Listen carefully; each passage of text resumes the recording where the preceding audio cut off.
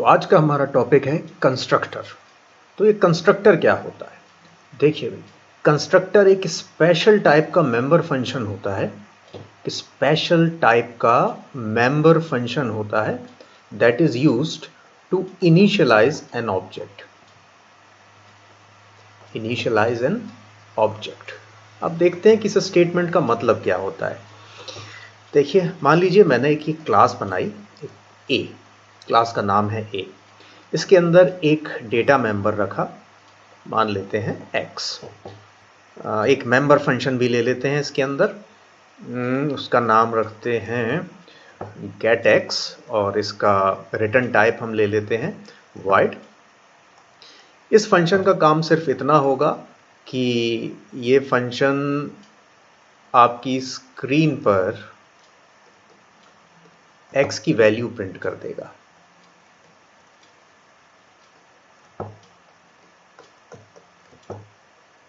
और ये मेरी क्लास खत्म हो गई।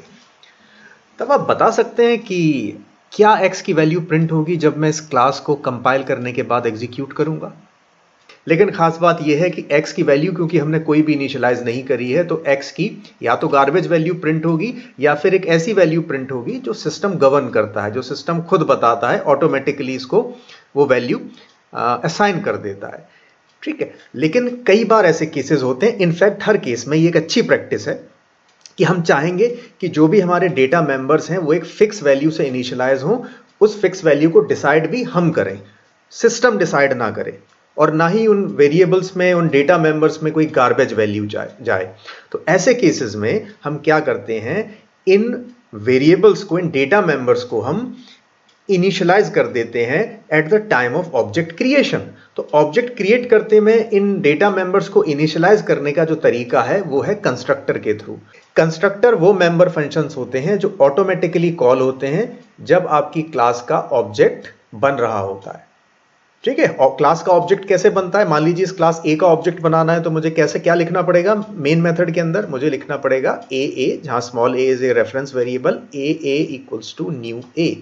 तो जैसे ही आप ये स्टेटमेंट कॉल करोगे जिससे आपका ए क्लास का ऑब्जेक्ट बनना, कंस्ट्रक्ट होना चालू होगा, एट दैट वेरी मोमेंट आपका ये कंस्ट्रक्टर फंक्शन कॉल हो जाएगा।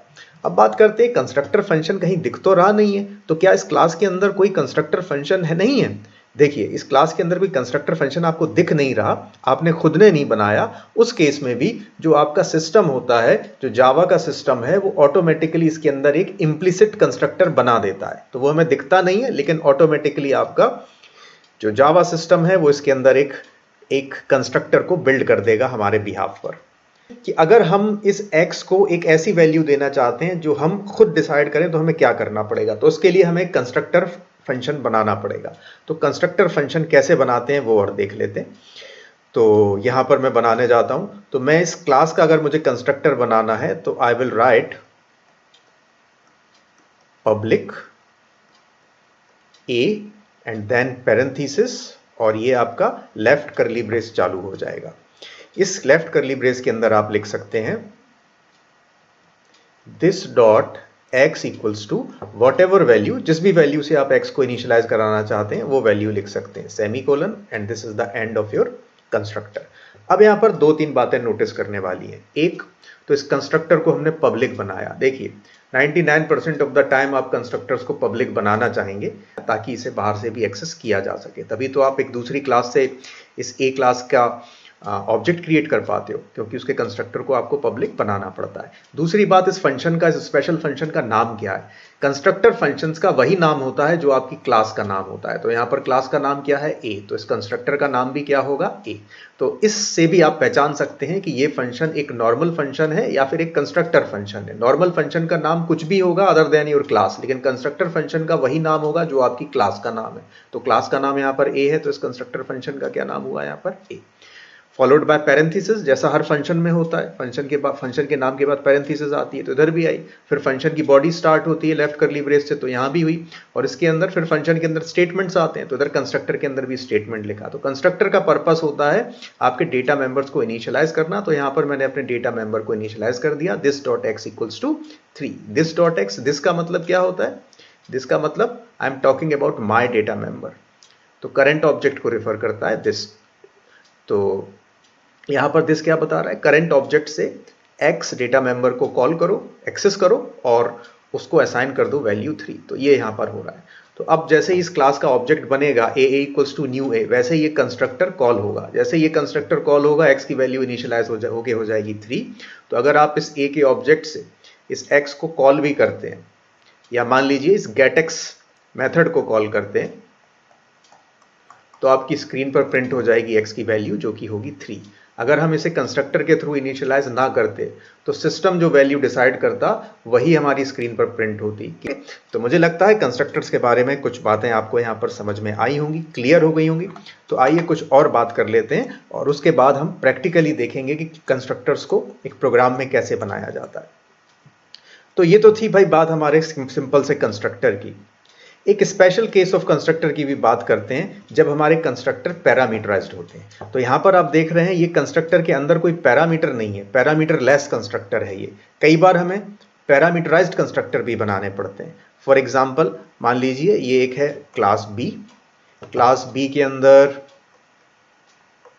एक डेटा मेंबर ले लिया एक्स, और यहां पर मैं एक कंस्ट्रक्टर बनाता हूं क्लास बी का, पब्लिक बी, और इसका पैरेंथेसिस मैं वॉइड नहीं रखता हूं, इसके अंदर कुछ वैल्यू या कुछ पैरामीटर मैं ले लेता हूं। तो मान लीजिए इंट एक्स एक्स, ये एक पैरामीटर ले लिया मैंने, और यहां पर मैं लिखता हूं दिस डॉट एक्स, यानी ये data member X equals to जो इसके पैरामीटर में वैल्यू है वो। तो ये लीजिए बन गया मेरा कंस्ट्रक्टर। इसके बाद मैं बस एक फंक्शन लिखता हूं यहां पर, पब्लिक वॉइड गेट एक्स, और इसका काम सिर्फ इतना है कि ये system dot out dot println, आप पूरा लिखेंगे system dot out dot println, मैंने शॉर्ट में लिख दिया एसओपी। ये आपकी एक्स वैल्यू को प्रिंट कर देगा आपकी स्क्रीन पर। और ये लीजिए ये क्लास खत्म हो गई। तो अब इस पैरामीटराइज्ड कंस्ट्रक्टर का क्या काम है, तो देखिए भाई इस पैरामीटराइज्ड कंस्ट्रक्टर का ये काम है कि जब मैं इस क्लास बी का ऑब्जेक्ट मेन मेथड के अंदर बनाऊंगा, B B equals to new B, the moment ये ऑब्जेक्ट बनने को तैयार हो रहा होगा उसी वक्त आपका ये कंस्ट्रक्टर कॉल होगा। ये कंस्ट्रक्टर कॉल होगा तो फिर ये कंस्ट्रक्टर देखेगा कि मुझे तो एक पैरामीटर की जरूरत है, लेकिन यहां से तो कोई पैरामीटर पास आर्ग्यूमेंट पास किया नहीं गया है। तो यहां पर हमें क्या करना पड़ेगा, एक आर्ग्यूमेंट पास करना पड़ेगा।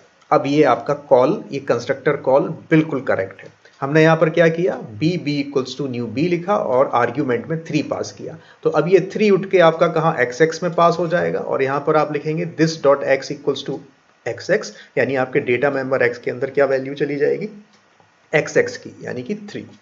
तो आपका ये जो डेटा मेंबर है ये 3 वैल्यू से इनिशियलाइज हो गया। ठीक, तो ये फायदा होता है पैरामीटराइज्ड कंस्ट्रक्टर बनाने का।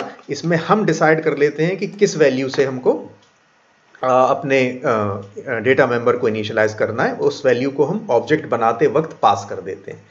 ऊपर वाले केस में जब आपका ये पैरामीटर लेस कंस्ट्रक्टर है, उस केस में आपकी वैल्यू फिक्स ही होती है कि भाई जैसे यहाँ पर मुझे 3 से ही इस x को इनिशियलाइज करना है, तो जितनी बार भी ये क्लास का ऑब्जेक्ट बनेगा हर बार ये x 3 से ही इनिशियलाइज होगा। लेकिन b क्लास के अंदर जितनी बार भी b का ऑब्जेक्ट बनेगा ये आपके ऊपर डिपेंड करता है कि आप किस वैल्यू से उसे इनिशियलाइज करना चाहते हैं। तो ये डिफरेंस है पैरामीटर लेस कंस्ट्रक्टर में और पैरामीटराइज्ड कंस्ट्रक्टर में। चलिए एक और बात जो मैं आपसे कंस्ट्रक्टर के बारे में करना चाहता हूं, कंस्ट्रक्टर स्पेशली उस केसेस में जब आपकी 2 क्लासेस होती हैं और दोनों क्लासेस आपस में इनहेरिटेंस यानी मदर चाइल्ड रिलेशनशिप में होती हैं, तो उस केस में कंस्ट्रक्टर का क्या बिहेवियर होता है उसको हम और डिस्कस कर लेते हैं। मान लीजिए यहां पर मेरे पास एक क्लास है क्लास मदर। क्लास मदर के अंदर मैंने एक कंस्ट्रक्टर बना लिया है पब्लिक मदर, और इस कंस्ट्रक्टर को मैंने पैरामीटराइज्ड बनाया है, मान लीजिए x, और इधर एक डेटा मेंबर भी ले लेते हैं एक्स एक्स लेट्स से। तो इस कंस्ट्रक्टर के अंदर मैं क्या करता हूं, मैं इस कंस्ट्रक्टर के अंदर लिखता हूं this dot X X equals to X, और ये मेरा कंस्ट्रक्टर यहां पर बंद हो गया और ये मैंने क्लास भी खत्म कर दी, क्योंकि मैं बस आपको एक डेमोन्स्ट्रेट करना चाहता हूं वो क्या स्पेशल बिहेवियर होता है कंस्ट्रक्टर का in case of mother child relationship. तो इस क्लास के अंदर, मदर क्लास के अंदर एक डेटा मेंबर है xx और एक कंस्ट्रक्टर है, पैरामीटराइज कंस्ट्रक्टर। वो कंस्ट्रक्टर क्या कर रहा है, इस डेटा मेंबर को इस पैरामीटर में जो वैल्यू आएगी आर्ग्यूमेंट्स के थ्रू, उसके थ्रू इनिशियलाइज कर देगा। अब मैं एक दूसरी क्लास बनाता हूं, क्लास चाइल्ड एक्सटेंड्स मदर। तो ये भाई इनहेरिटेंस हो गया मदर और चाइल्ड के अंदर। अब मैं मान लीजिए इस चाइल्ड क्लास को ऐसे ही छोड़ देता हूं, बस एक एम्प्टी क्लास बना दी। अगर आपकी मदर क्लास का कंस्ट्रक्टर पैरामीटराइज्ड हो तो उस केस में आपको चाइल्ड क्लास के अंदर भी एक एक्सप्लिसिट कंस्ट्रक्टर बनाना पड़ता है। एक्सप्लिसिट कंस्ट्रक्टर का मतलब you can not depend on the implicit constructor. आप ऑटोमेटिक जो इनबिल्ट कंस्ट्रक्टर है उस पर डिपेंड नहीं हो सकते, आपको अपना एक कंस्ट्रक्टर बनाना पड़ेगा। तो चलिए बनाते हैं उस कंस्ट्रक्टर को। तो यहां पर मैं एक कंस्ट्रक्टर बनाऊंगा अपनी चाइल्ड क्लास के लिए, पब्लिक चाइल्ड। जरूरी नहीं है पैरामीटराइज बनाए, एक कंस्ट्रक्टर आपको बनाना पड़ेगा। और उस केस में उस कंस्ट्रक्टर का जो पहला स्टेटमेंट होगा वो होगा सुपर कीवर्ड, और सुपर के बाद आप पैरेंथेसिस लगा के कुछ वैल्यू पास कर देंगे। मान लीजिए मैंने यहां पर 3 वैल्यू पास करी। अब आपकी चाइल्ड क्लास कंपाइल होगी। देखिए क्या हो रहा होगा, जैसे ही आप चाइल्ड क्लास का ऑब्जेक्ट बनाएंगे तो आपकी चाइल्ड क्लास का कंस्ट्रक्टर कॉल होगा। कंस्ट्रक्टर कॉल होगा तो उसके बाद इसका पहला स्टेटमेंट लिखा होगा सुपर 3।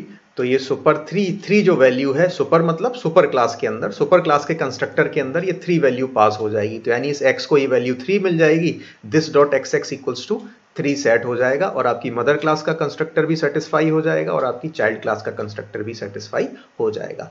तो ये तरीका होता है, एक नियम होता है, एक रूल होता है, इसे याद रखेंगे। जब भी मदर क्लास का कंस्ट्रक्टर पैरामीटराइज्ड हो तो हमें चाइल्ड क्लास के अंदर एक एक्सप्लिसिट कंस्ट्रक्टर बनाना पड़ता है और उसके अंदर उसका पहला स्टेटमेंट सुपर कीवर्ड के साथ लिखना पड़ता है और उसमें कुछ वैल्यू पास करनी पड़ती है ताकि आपकी मदर क्लास के कंस्ट्रक्टर और चाइल्ड क्लास के कंस्ट्रक्टर दोनों सेटिस्फाई हो जाए।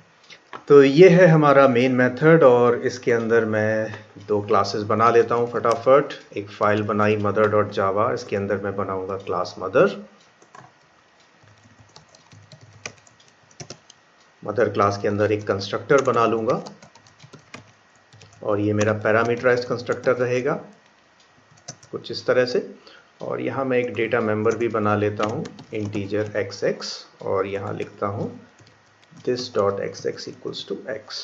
इसके साथ ही मैं दूसरी एक और क्लास बना लेता हूँ, एक फाइल बना लेता हूँ child.java, और इधर लिखता हूँ क्लास child extends mother, और इस क्लास को मैं भी एम्प्टी छोड़ देता हूँ। अब मैं अपनी मेन क्लास के अंदर आता हूँ, इस स्टेटमेंट को डिलीट करता हूँ और अब मैं यहाँ पर चाइल्ड क्लास का ऑब्जेक्ट बनाने की कोशिश करता हूँ। Child c equals to new child, और जस्ट ट्राई करते हैं कि क्या ये चाइल्ड क्लास बनती है, क्या ये कंपाइलर कोई एरर थ्रो करता है या बस ऐसे ही चलने देता है। So I am just trying to create the child classes object, और यहाँ पर मुझे कंपाइलर एक एरर थ्रो करता है कि constructor mother in class mother can not be applied to given types. तो यहाँ पर दिक्कत ये है कि ये कह रहा है required integer type but found no arguments, reason actual and formal argument list differ in length. तो ये वही एरर है, वही प्रॉब्लम है जिसका हमने जिक्र किया था कंस्ट्रक्टर चेनिंग की। यहाँ पर हो ये रहा है कि हम चाइल्ड क्लास का ऑब्जेक्ट बनाने की कोशिश कर रहे हैं, तो उसके लिए चाइल्ड क्लास को कंपाइल करने की कोशिश करेगा और ये यहाँ पर उसका कंपाइलेशन फेल हो जाएगा।